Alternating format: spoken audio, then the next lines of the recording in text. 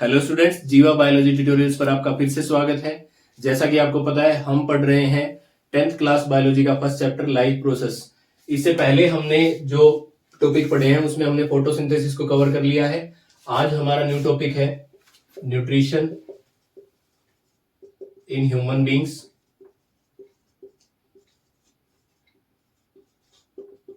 Human beings जो है वो टोटली एक हायर लेवल ऑफ ऑर्गेनाइजेशन में आते हैं। हमारे अंदर जो न्यूट्रिशन के लिए जो सिस्टम बिलोंग करता है वो है organ system level of organisation.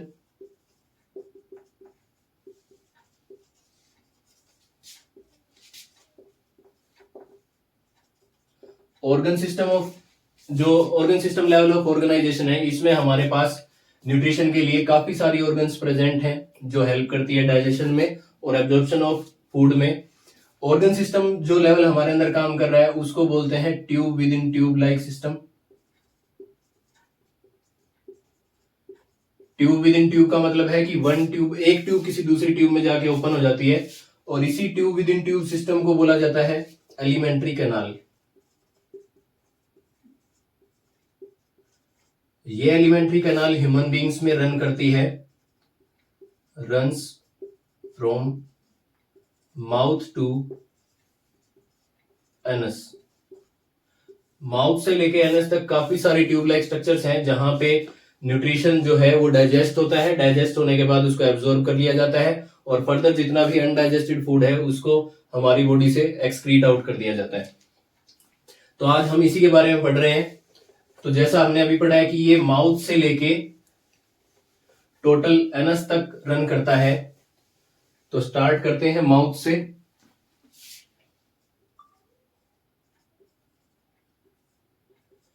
Mouth जो है ट्रांसवर्स स्लिट लाइक अपर्चर होता है इसका।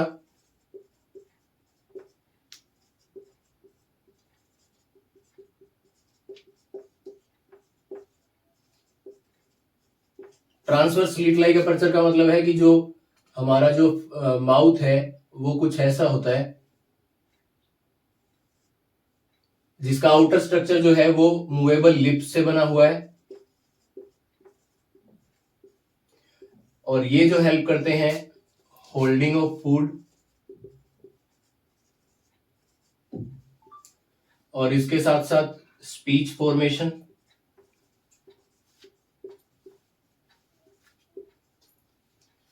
या फोनेशन भी कह सकते हैं कि फोनेशन बोला जाता है। अब जैसे ही माउथ जो है नेक्स्ट जो ओपनिंग होती है, mouth opens into buccal cavity. Buccal cavity जिसको ओरल कैविटी भी कहा जाता है। बक्कल कैविटी या ओरल कैविटी जो है ये लास्ट में ओपन होती है फेरिंग्स के अंदर जाके। अब जो बक्कल कैविटी है इसके अंदर क्या क्या चीजें प्रेजेंट हैं? तो बक्कल कैविटी जो है इसके अंदर टीथ, टंग और सलेवरी ग्लैंड्स।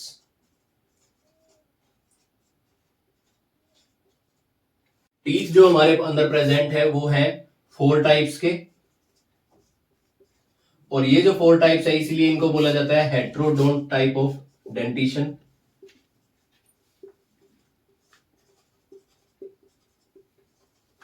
जिसमें हमारे पास पहले है इंसीजर, दूसरा है कैनाइन, तीसरा है प्रीमोलर और फोर्थ टाइप है मोलर। इसके साथ ही मैं इनकी काउंटिंग लिख रहा हूं। हमारे अंदर जो टीथ है वो 2 जाज के अंदर प्रेजेंट है, अपर जा एंड लोअर जा। अपर जा जो है वो मूवेबल नहीं है, जो लोअर जा है वो मूवेबल है। तो टोटल मैं हाफ हाफ के लिख रहा हूं कि ईच जा में कितने नंबर ऑफ टीथ प्रेजेंट है। In each jaw incisors are present 4, canines are 2, premolars are 4 and molars are 6।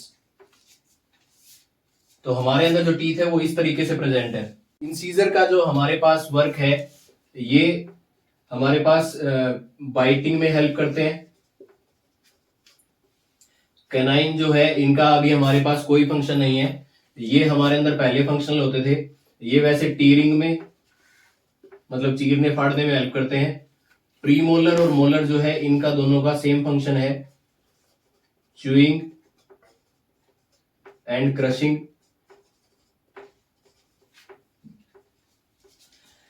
एक जो इंडिविजुअल होता है वो पूरी लाइफ में 2 टाइम्स जो है उसके पास टीथ आते हैं, इसीलिए उनको बोला जाता है डायफायोडोंट टाइप ऑफ टीथ।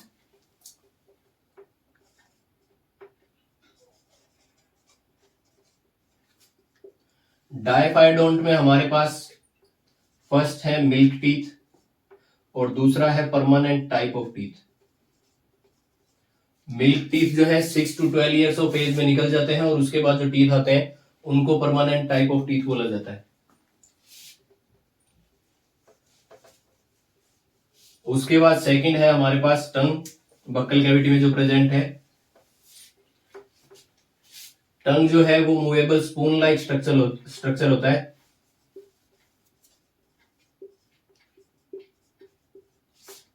ये मस्कुलर ऑर्गन है।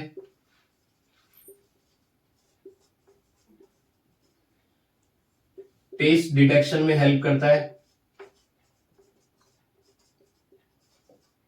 स्वॉलोइंग ऑफ फूड में हेल्प करता है, swallowing of food and water.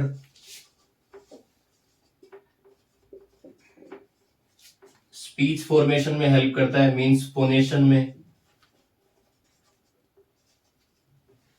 उसके बाद हमारे पास आते हैं सैलिवरी ग्लैंड्स। अब सैलिवरी ग्लैंड्स जो होते हैं ये हमारी बक्कल कैविटी के अंदर 3 पेयर प्रेजेंट होते हैं।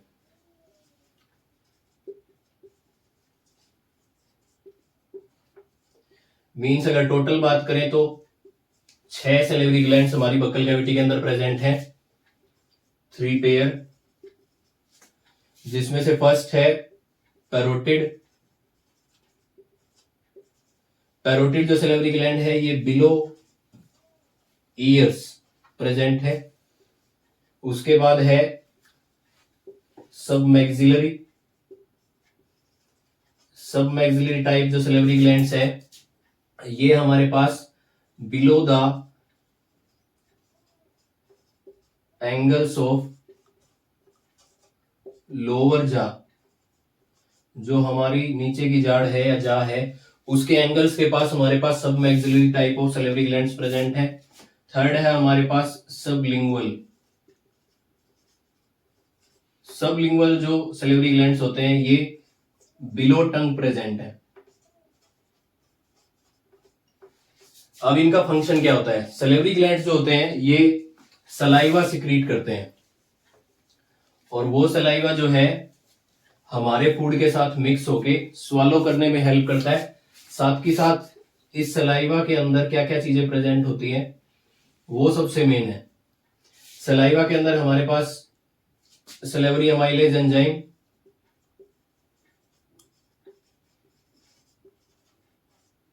उसके अलावा lysozyme enzyme,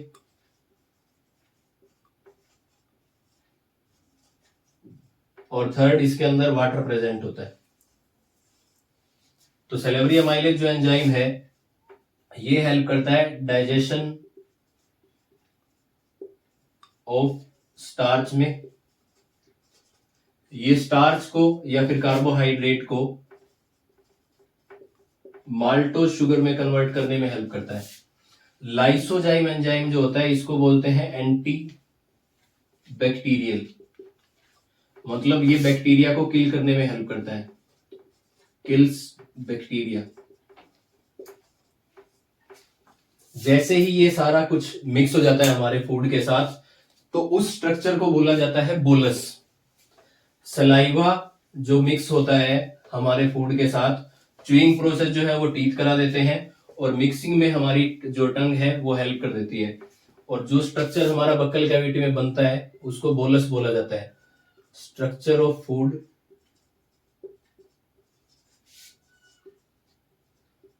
in buccal cavity is called bolus. अब यही बोलस जब बक्कल कैविटी ओपन होती है फेरिंक्स के अंदर तो वहां से फूड का स्वॉलोइंग होना कंप्लीट हो जाता है। मतलब अगर हम ये पढ़ें कि ह्यूमन बींग्स में फूड को कब निगला गया, स्वॉलो कब किया गया, तो जैसे ही वो फेरिंग्स को क्रॉस कर जाता है तो हमें पता लग जाता है कि फूड को निगल लिया गया है। फेरिंग्स जो है वो फनल शेप्ड ग्लैंड है। ये एक कॉमन ओपनिंग है, common passage for food and air. जैसे ही यहां से फूड जाएगा तो वो इसोफेगस के अंदर चला जाएगा, और अगर एयर जाएगी तो वो एपिग्लोटिस को क्रॉस करके सीधा विंड पाइप मींस ट्रैकिया के अंदर पहुंच जाता है। तो जैसे ही फूड फेरिंग्स को क्रॉस करेगा, फेरिंग्स को क्रॉस करते ही फूड पहुंच जाएगा इसोफेगस के पास। इसोफेगस जिसको फूड पाइप भी कहा जाता है, और ये जो फूड पाइप है इसकी लेंथ होती है अराउंड 25 सेंटीमीटर। जो हमारी कैविटीज के अंदर, जो थोरेसिक कैविटी है उसके अंदर प्रेजेंट होती है और डायाफ्राम तक चलती है हमारी नेक से होते हुए। इसोफेगस जो होता है इसके अंदर कोई भी डाइजेस्टिव एंजाइम नहीं होता।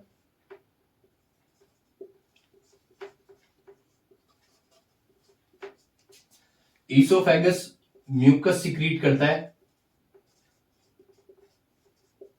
जो हेल्प करता है लुब्रिकेशन में, ताकि जितना भी फूड है वो फॉरवर्ड डायरेक्शन में जाए और सीधा स्टमक में पहुंच जाए। स्टमक में पहुंचाने के लिए इसोफेगस के अंदर जो ग्लैंड्स प्रेजेंट होते हैं ये पेरिस्टैल्टिक मूवमेंट करते हैं। ये जो पेरिस्टैल्सिस मूवमेंट होती है इसका मतलब है रिदमिक कंट्रैक्शन एंड रिलैक्सेशन। जैसे ही ये रिदमिक कंट्रैक्शन और रिलैक्सेशन होती है तो जितना भी फूड यहां प्रेजेंट है वो सारा का सारा स्टमक में पहुंच जाता है। तो एक टाइम पे जितना भी मील हम लेते हैं, जितनी भी डाइट हम ले रहे हैं, वो सारी इसोफेगस के थ्रू पहुंच जाएगी स्टमक में। और ऐसा नहीं है कि एलिमेंट्री कैनाल में सिर्फ और सिर्फ इसोफेगस के अंदर ही पेरिस्टैल्सिस मूवमेंट होती है। पेरिस्टैल्सिस मूवमेंट हमारी इसोफेगस, उसके अलावा हमारे जितना भी पूरा एलिमेंट्री कैनाल है, क्योंकि यहाँ पे स्मूथ मसल्स प्रेजेंट होते हैं तो कंप्लीट के अंदर ही पेरिस्टैल्सिस मूवमेंट होती है। बक्कल कैविटी से हम गए थे फेरिंग्स के पास, फेरिंग्स से फूड जो गया था वो गया था इसोफेगस में। इसोफेगस को फूड जब क्रॉस करेगा तो ये पहुंचता है स्टमक के पास। अब पढ़ते हैं स्टमक।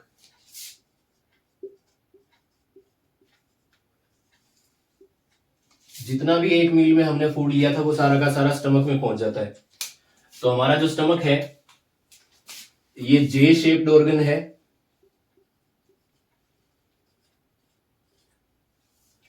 उसके अलावा हमारे जो स्टमक है इसके 4 पार्ट होते हैं, 4 रीजन्स होते हैं, और ये हमारी बॉडी के अंदर लेफ्ट साइड में प्रेजेंट है एब्डोमिनल कैविटी के अंदर। अब इसके जो 4 रीजन्स हैं उसमें से फर्स्ट रीजन है कार्डियक रीजन, दूसरा है फंडस,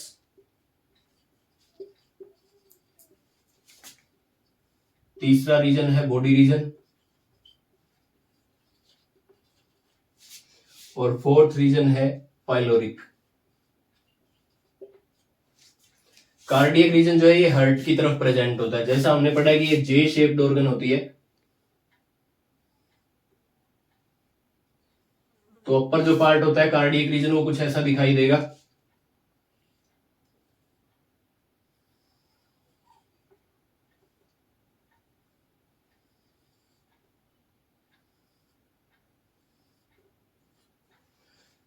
ये जो रीजन है इसको बोला जाता है कार्डियक रीजन।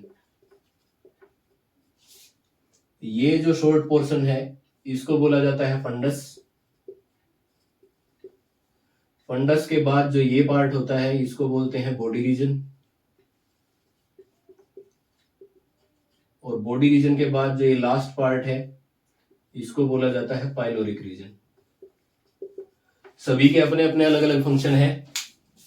कार्डियक रीजन जो कि हार्ट की साइड प्रेजेंट है, ये फूड को रिसीव करने में हेल्प करता है। कार्डियक रीजन जो है ये फूड को रिसीव करेगा। अब जो फंडस रीजन होता है, फंडस रीजन का फंक्शन है जितनी भी गैस्ट्रिक गैसेज होती हैं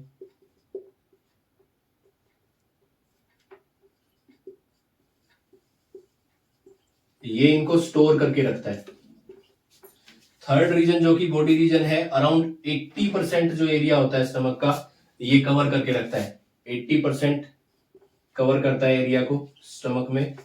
उसके अलावा यहाँ पे गैस्ट्रिक ग्लैंड्स प्रेजेंट होते हैं।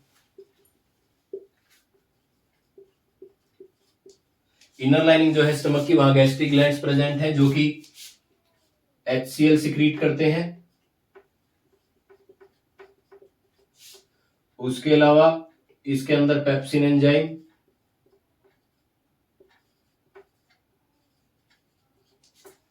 और म्यूकस, ये जो गैस्ट्रिक ग्लैंड्स है इन तीनों से मिला के एक जूस बनता है जिसको बोला जाता है गैस्ट्रिक जूस। और इस जूस के अंदर ये तीनों चीजें प्रेजेंट होती हैं। अब जो पाइलोरिक रीजन है ये भी म्यूकस सिक्रीट करता है। यहाँ पे म्यूकोइड ग्लैंड्स प्रेजेंट होते हैं। अब इन सभी का फंक्शन क्या है, जो कि HCl सिक्रीट हुआ, पेप्सिन एंजाइम है और साथ में है म्यूकस। तो स्टमक से जो HCl सिक्रीट हुआ है इनर लाइनिंग से, HCl का फंक्शन होता है मीडियम को acidic banana, makes the medium acidic. Acidic medium इसलिए जरूरी होता है क्योंकि गैस्ट्रिक ग्लैंड से जो HCl के साथ साथ पेप्सिन एंजाइम सिक्रीट हुआ है वो पेप्सिनोजन मतलब इनएक्टिव फॉर्म में होता है। यहां से जो एंजाइम आया है जिसका नाम है पेप्सिनोजन, ये पेप्सिन एंजाइम की इनएक्टिव फॉर्म है। इस एंजाइम को वर्क करने के लिए स्टमक के मीडियम का एसिडिक होना जरूरी होता है। जैसे ही मीडियम एसिडिक हो जाता है वैसे ही पेप्सिनोजन जो है वो अपनी एक्टिव फॉर्म में आ जाता है जिसका नाम है पेप्सिन। अब ये अपना वर्क या फंक्शन करना स्टार्ट कर सकता है। अब हमें पता है कि गैस्ट्रिक ग्लैंड से जो HCl सिक्रीट हुआ है इसका pH होता है 1 to 2, जो कि एक स्ट्रॉन्ग एसिड है। तो इससे इनर लाइनिंग को बचाने के लिए जो म्यूकस सिक्रीट हुआ है पाइलोरिक रीजन से और गैस्ट्रिक जूस के अंदर, ये mucus inner lining of stomach को प्रोटेक्ट करके रखता है। प्रोटेक्ट द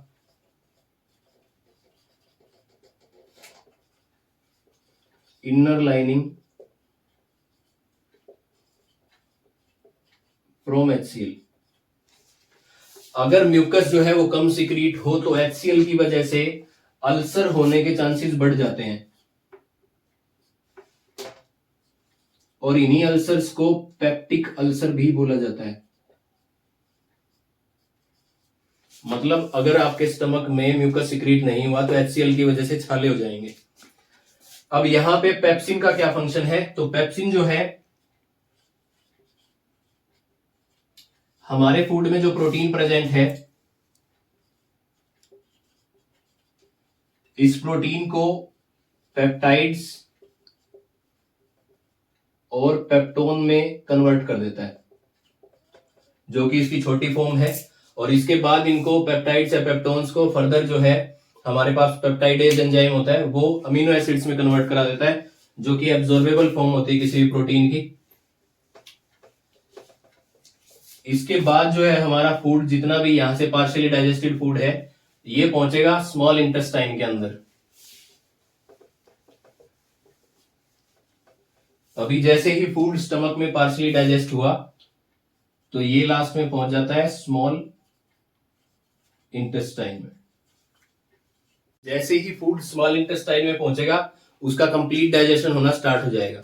ये हम पढ़ेंगे नेक्स्ट वीडियो में। तब तक के लिए थैंक यू।